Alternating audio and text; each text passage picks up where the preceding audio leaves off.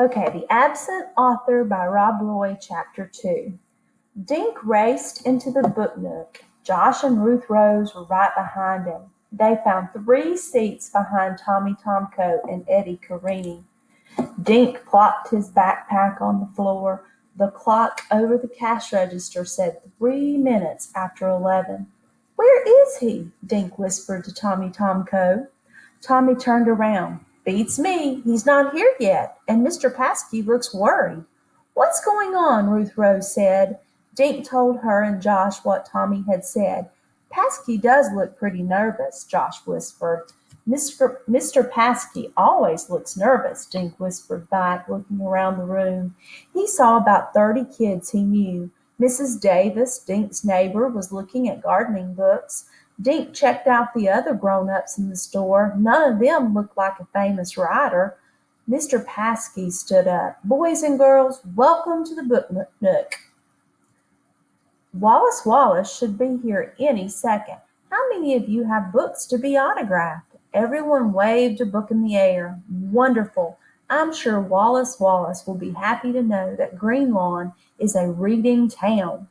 The kids clapped and cheered. Dink glanced at the clock. 11:05. He swallowed, trying to stay calm. Wallace Wallace was late, but it was only by 5 minutes. Slowly, 5 more minutes passed. Dink felt his palms getting damp. "Where is Wallace Wallace?" he wondered. Some of the kids started getting restless. Dink heard one kid say, "Whenever I'm late, I get grounded." "So where is he?" Josh asked. Ruth Rose looked at her watch. "It's only 10 after," she said. "Famous people are always late." Now Dink stared at the clock. The big hand jerked forward, paused, then wobbled forward again.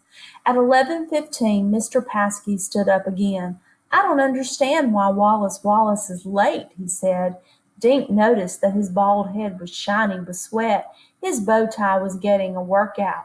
Mr. Paskey smiled bravely, but his eyes were blinking like crazy through his thick glasses. "Shall we give him a few more minutes?" The crowd grumbled, but nobody wanted to go anywhere.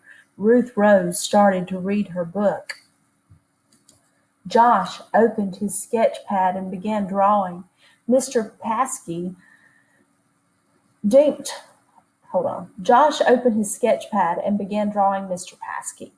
Dink turned and stared at the door. He mentally ordered Wallace Wallace to walk through it. "You have to come," thought Dink. Ever since he had received Wallace Wallace's letter, he thought about only one thing, meeting him today. Suddenly Dink felt his heart skip a beat. The letter! "Short of being kidnapped," the letter said, "nothing will stop me from coming." Kidnapped? Dink shook himself. Of course! Wallace Wallace hadn't been kidnapped. Mr. Paskey stood again, but this time he wasn't smiling. "I'm sorry, kids," he said, "but Wallace Wallace doesn't seem to be coming after all." The kids groaned. They got up, scraping chairs and bumping knees. Mr. Paskey apologized to him as they crowded past, heading for the door. "I've read every single one of his books," Dink heard Amy Flower tell another girl. "Now I'll probably never meet anyone famous." "I can't believe we gave up a soccer game for this," Tommy Tomco muttered to Eddie Carini on their way out. Ruth Rose and Josh went next, but Dink remained in his seat. He was too stunned to move. He felt the letter through his jeans. Short of being kidnapped. Finally Dink got up and walked out. Josh and Ruth Rose were waiting for him. "What's the matter?" Ruth Rose said. "You look sick." "I am sick," Dink mumbled. "I invited him here. It's all my fault."